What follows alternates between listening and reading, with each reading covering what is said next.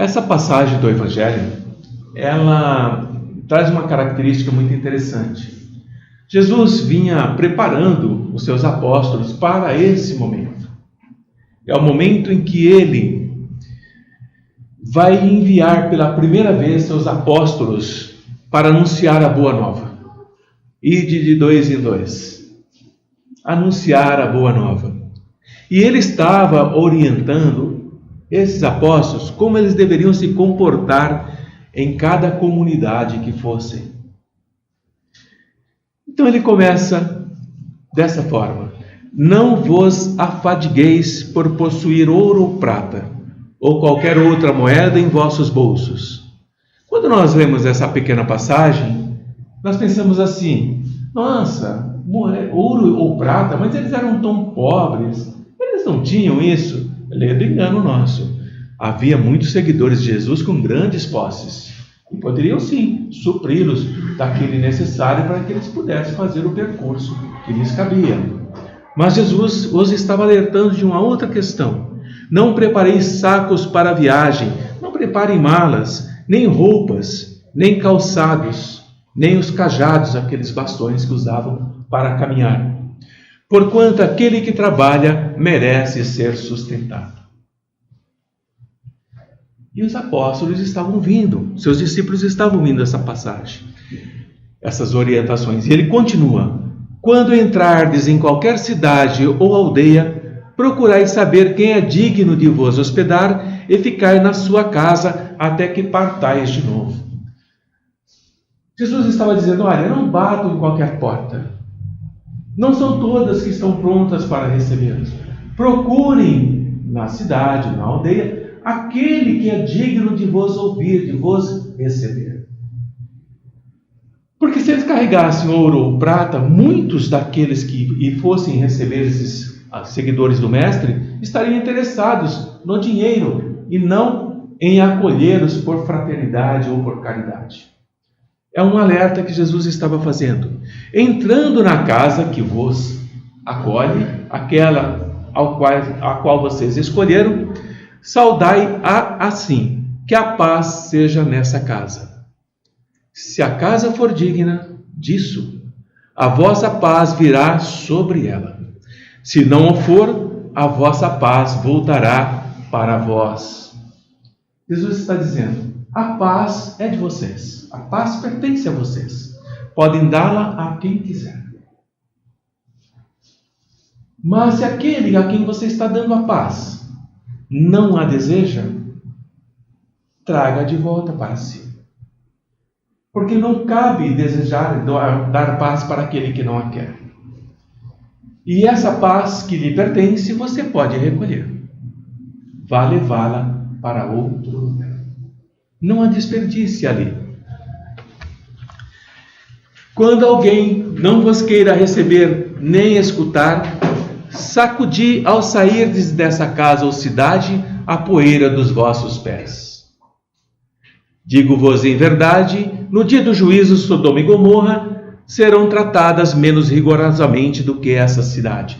Quando nós ouvimos sacudir o pó das suas sandálias, eu me recordo que eu pensava assim: mas as estradas eram todas poeirentas, o que adiantava sacudir os pós, o pó das sandálias? Mas vejam bem, quão profunda é a fala de Jesus. Jesus está dizendo: tudo o que é de ruim nessa cidade, tudo aquilo que não nos serve, tudo aquilo que não é fraterno, não é caridade, naqueles que os rejeitam, larguem com eles. Saiam e levem a sua paz. Não tente mudá-los, eles não estão prontos para isso.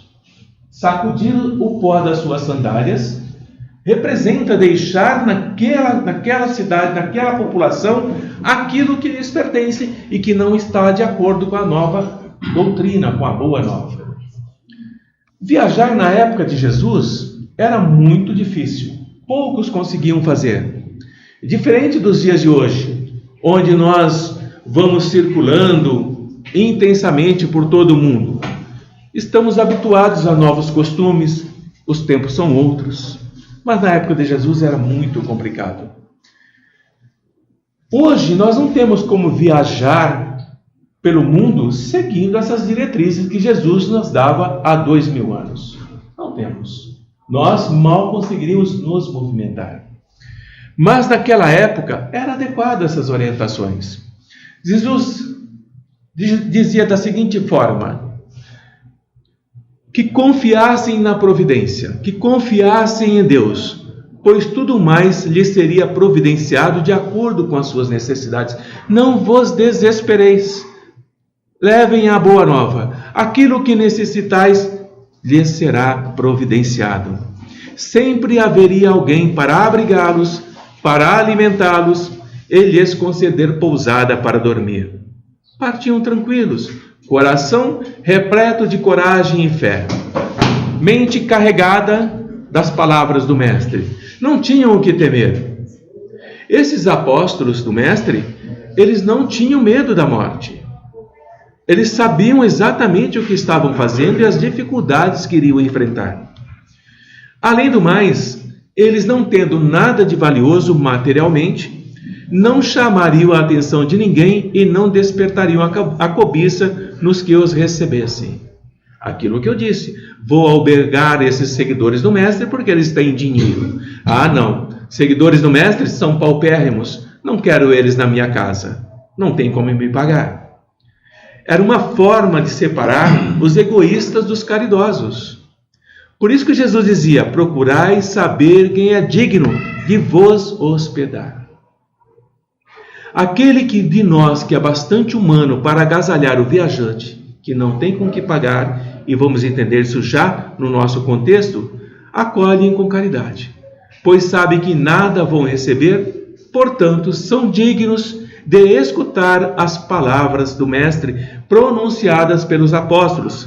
Pela caridade deles é que os reconhecereis. Quanto àqueles que não os querem receber, nem ouvir, Jesus recomendou aos apóstolos que os amaldiçoassem. Ah, não, eu não quero receber vocês. Ah, você é amaldiçoado. Jesus jamais disse isso. Jesus nunca recomendou nada que pudesse prejudicar aquele que não queria ajudar. Que usassem de violência, de constrangimento para se converterem, terás que se converter à minha doutrina ou serás morto. Jesus jamais orientou isso. Não, ele simplesmente falou que fossem embora à procura de pessoas de boa vontade. E aqui tem uma palavra, uma pequena frase, que talvez vocês não vão se lembrar de quem é. Ai de mim se não pregar o Evangelho. Palavras de Paulo. Paulo, querendo difundir, depois daquele encontro que ele teve com Jesus na estrada de Damasco, como diz minha amiga Sônia, Saulo não matou só Estevão. Ele perseguia os cristãos ferrenhamente e os levava para o Coliseu para serem trucidados, quando não os matava diretamente. E Saulo, ao encontrar com Jesus na estrada de Damasco, e ouve aquele chamado: Saulo, Saulo, por que me persegues? O que ele faz? Na sua lógica, no seu raciocínio, na sua inteligência: Mestre, o que queres que eu faça? E a partir dali, todos os esforços de Paulo, já desgastantes, doente, abandonado pela família, apedrejado, quase à morte, foi em sacrifício e dedicação total a Jesus. Quando necessário, Paulo sacudiu o pó das suas sandálias. A doutrina espírita faz exatamente isso. Prestem atenção. A mesma coisa, todos nós que somos seguidores de Jesus, recebemos orientação para não violentarmos nenhuma consciência, para não forçarmos ninguém para que deixe a sua crença. Não, se você quiser ser ajudado pelos bons amigos espirituais, terá que deixar a sua crença. Jamais. Nós não fazemos isso. Nós somos seguidores do Mestre. A fim de adotar a nossa, nós não ofendemos ninguém que pensam diferente de nós. Nós acolhemos aqueles que vêm nos procurar e deixamos partir tranquilo aqueles que não querem aceitar a doutrina que nós professamos. Porque a doutrina que nós professamos é uma doutrina que exige disciplina, exige estudo, exige amor ao próximo, exige olhar para si mesmo e buscar aquilo que ainda nós não somos capazes de praticar, como Jesus ensina. É uma doutrina que força os seus seguidores a mudarem completamente. Por isso que devemos nos lembrar da palavra do Cristo. Outrora o céu era tomado com violência, hoje o é pela brandura. Muito antes de Jesus, já sabíamos das grandes guerras, conquistas de escravos, conquistas de terras, em nome de Deus. E Jesus vem e diz que não, é pela brandura, é pela bondade que se conquista o céu. Jesus sempre agiu com retidão. E por isso essa mensagem que nós estamos falando hoje, essa luz que não se apaga, que atravessa séculos, já foi desfigurada, já foi interpolada, já foi misturada com outras doutrinas, já foi adulterada, lamentavelmente. Mas ela permanece brilhando para todo sempre. E quando nós que aqui estamos acreditamos que a mesma qualidade, as mesmas intenções que nos move são as que moveram Jesus e seus apóstolos, nós estamos fazendo uma coisa do Evangelho que nem nos damos conta. Estamos mostrando do que está cheio o nosso coração. Onde estiver o seu coração, lá está o seu tesouro. Se o nosso coração está na doutrina espírita, o nosso tesouro aqui está. Se o nosso coração está na seara espírita, o nosso coração aqui está. Se o nosso tesouro está com a espiritualidade amiga, o nosso coração ali está. É automático. Não precisamos nos esforçar para isso. Por isso que Jesus enviou os apóstolos para pregar a boa nova. O coração deles estava cheio. Onde eles fossem, o tesouro ia com eles. Pois a palavra, isso que eu estou usando agora, é instrumento valioso de comunicação, que tem entorpecido grandes ideais da humanidade, por não ser fiel aos sentimentos que devia expressar em nome da doutrina do Mestre. Distorce, entorpece mentes, entorpece corações, atrasa milhares de espíritos e se torna uma falar por falar. Falar por dissimular emoções e ideais. Falar com objetivos sórdidos e prejudiciais. O meu propósito não é levantar, não é elevar, mas sim me aproveitar. Aproveitar-me daquela situação na qual eu me proponho a ser o melhor. A palavra que liberta também escraviza. Cuidado com a palavra. Todos nós temos que ter. E vem uma grande frase do Mestre. A palavra que liberta e da qual está cheio o coração, nos permite, ao entrar na casa, saudarmos assim: que a paz seja nessa casa. Quando entramos aqui na seara espírita e temos a palavra voltada para a doutrina e dizemos que a paz seja nessa casa, a paz que nós estamos trazendo permanece na casa. É importante termos esse conceito do que é ser espírita, de que é ter uma casa para procurar e receber ajuda. Se a casa for digna disso, a vossa paz virá sobre ela. Se não o for, a vossa paz voltará para vós. Um coração tranquilo é resultado de uma conduta reta e, por consequência, o fator base para a conquista da paz. E Jesus afirma, uma passagem pouco conhecida: o teu olho é a luz do teu corpo. Se o teu olho for um só, todo o teu corpo será luminoso. Para onde voltamos o nosso olho?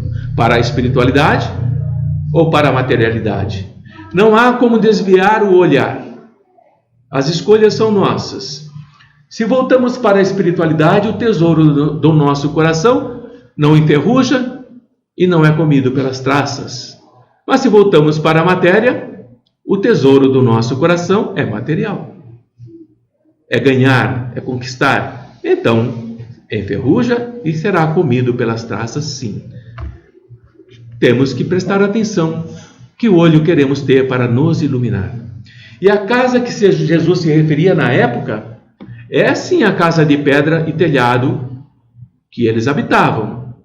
Era necessário que esses apóstolos, esses discípulos, procurassem abrigo e eram acolhidos nas noites frias, nas horas mais quentes, pelas tempestades, por todas as intempéries, eles precisavam ter um abrigo. Mas Jesus também se referia à casa do Espírito.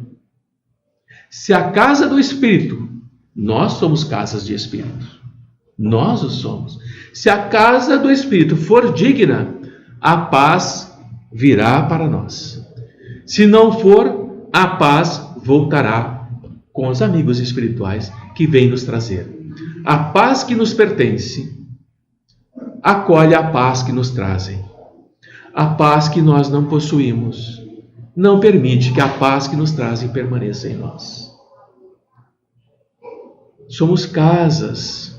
Temos que olhar para nós e cuidarmos dessa casa, para que ela não fique deteriorada, que ela não se perca, que ela não fique suja. Jesus está dizendo para olharmos para o nosso interior. Se a nossa casa está em paz, para derramar a paz sobre outras casas que a queiram receber, temos permissão. Se nós estamos em paz e temos irmãos que não estão em paz e precisam, nós temos permissão para levar essa paz. Quando captamos a luz divina, nós nos fazemos luminosos e nenhum sofrimento nos perturbará. Atenção para essa passagem, porque podemos confundir que quando eu tiver a luz divina e for luminoso, eu estou livre dos sofrimentos. E não foi isso que Jesus disse. Nenhum sofrimento nos perturbará. Os sofrimentos chegarão até nós. É um fator primordial da nossa encarnação. Mas muitos de nós sofremos com doenças além do que a doença causa de sofrimento em nós. Nós extrapolamos esse sofrimento. Por acreditarmos sermos seguidores de Jesus, não sermos merecedores de tal sofrimento e acentuamos o mesmo.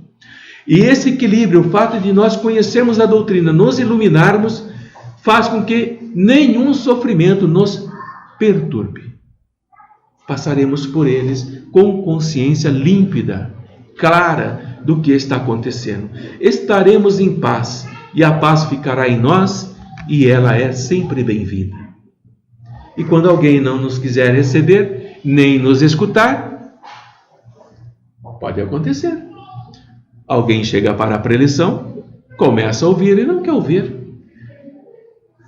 O que fazemos nós? Sacudiremos, ao sair da casa, da cidade, a poeira dos nossos pés. Sabe o que isso significa? Não sofrer pela escolha do outro. Se o outro não escolhe a doutrina espírita, seja nosso irmão, nosso esposo, nossa esposa, seja quem for nosso amigo, ele vem a nosso convite e ele não escolhe, ele não aceita. Não podemos sofrer por ele. É escolha dele. Ele segue o seu caminho. É o momento que ainda ele não presencia, ele ainda não vivencia fortemente. Não é a chegada a hora dele, nem o momento para esse espírito encarnado. E os desencarnados também. Ele deverá continuar hospedando aqueles que comungam os mesmos desejos, os mesmos pensamentos, os mesmos sentimentos. Não podemos carregar em nós o sofrimento e a perturbação porque ele escolheu algo que não esperávamos. Porque ao nos perturbarmos com a escolha dele, nós perturbamos a nossa própria escolha. Esquecemos de progredir, de avançar para trazer o outro. E não é assim que funciona. Temos que avançar, orando por ele, pedindo para que ele possa perceber o que é o melhor, a busca pela luz em nome de Jesus. Mas o fato de nós avançarmos e ele permanecer na retaguarda, seja ele quem for, não significa que está abandonado por nós. Voltaremos melhor preparados para trazê-los até o ponto em que estávamos antes. Isso é trazer a paz. Isso é não nos afadigarmos pelos tesouros, não nos cansarmos pelos tesouros da vida, da matéria. Temos que buscar em nós a força que o Mestre nos traz. A força que Jesus diz que todos nós temos. Vós sois deuses, podeis fazer muito mais do que eu.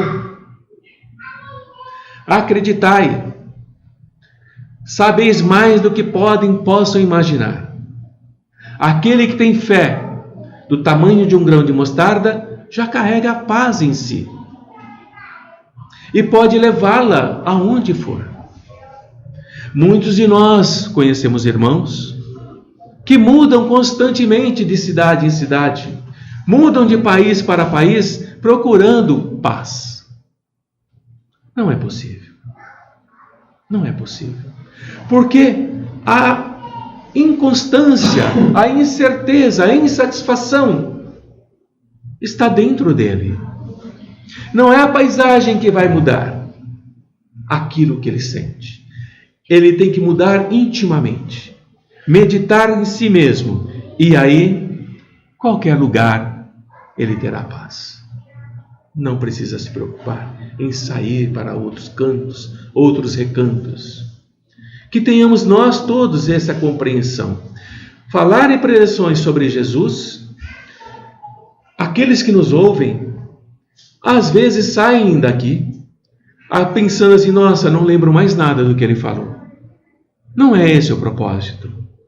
O propósito é fazer com que nós acendamos uma pequena luz, uma pequena reflexão, um pequeno momento em que eu me lembrei de algo que falou na preleção e eu vivenciei, ou com um amigo, ou em mim mesmo.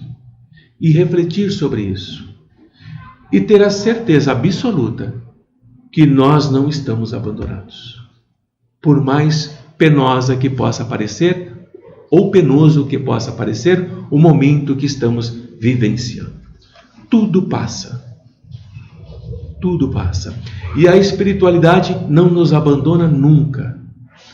Quando se nos sentimos abandonados e não em paz, é porque nós abandonamos. Nós deixamos.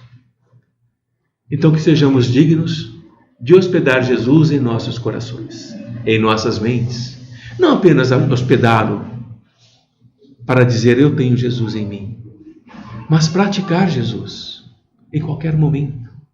Mesmo quando, de repente, nós esquecemos de praticar Jesus e nos irritamos, ficamos zangados, às vezes falamos alguns palavrões, mas não é isso. Não é isso. Carregar Jesus em nossos corações é ao passar pelas ruas e olharmos o irmão que ainda não está em paz e orar por ele. Mesmo que depois, no próximo, algo aconteça que nos tire daquela prece e daquela paz que estávamos. Porque ainda estamos na carne. A carne é densa. Ela não permite que se fixe a sutileza do plano espiritual. A sutileza do amor do Mestre. A sutileza da doçura com que ele falava e fala conosco. Mas a nossa mente já trabalha para isso. Que todos vocês possam ter um bom momento de reflexão, que possam estar preparados para o passe logo mais, e que Jesus nos abençoe, e que possamos ir de casa em casa dizendo que a paz seja nessa casa.